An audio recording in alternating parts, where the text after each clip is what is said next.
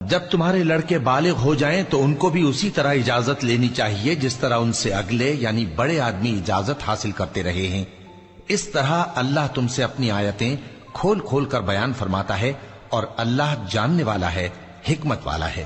اور بڑی عمر کی عورتیں جن کو نکاح کی توقع نہیں رہی اور وہ زائد کپڑے اتار کر سر ننگا کر لیا کریں تو ان پر کچھ گناہ نہیں، بشرطے کہ اپنی زینت کی چیزیں نہ ظاہر کریں، اور اگر اس سے بھی بچیں تو یہ ان کے حق میں بہتر ہے، اور اللہ سنتا ہے، جانتا ہے۔ نہ تو اندھے پر کچھ گناہ ہے اور نہ لنگڑے پر اور نہ بیمار پر اور نہ خود تم پر کہ اپنے گھروں سے کھانا کھاؤ، یا اپنے باپ دادا کے گھروں سے، یا اپنی ماؤں کے گھروں سے، یا بھائیوں کے گھروں سے، یا اپنی بہنوں کے گھروں سے، یا اپنے چچاؤں کے گھروں سے، یا اپنی پھوپھیوں کے گھروں سے، یا اپنے ماموؤں کے گھروں سے، یا اپنی خالاؤں کے گھروں سے، یا اس گھر سے جس کی کنجیاں تمہارے ہاتھ میں ہوں، یا اپنے دوستوں کے گھروں سے۔ اور اس کا بھی تم پر کچھ گناہ نہیں کہ سب مل کر کھانا کھاؤ یا جدا جدا۔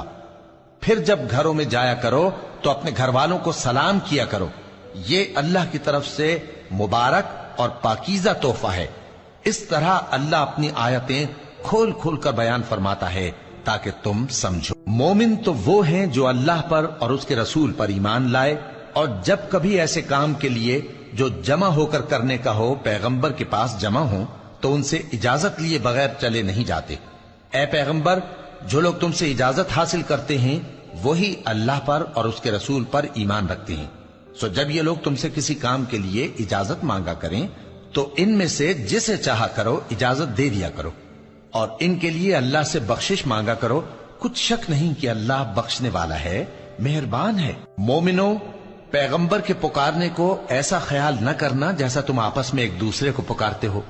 بے شک اللہ کو وہ لوگ معلوم ہیں جو تم میں سے آنکھ بچا کر کھسک جاتے ہیں۔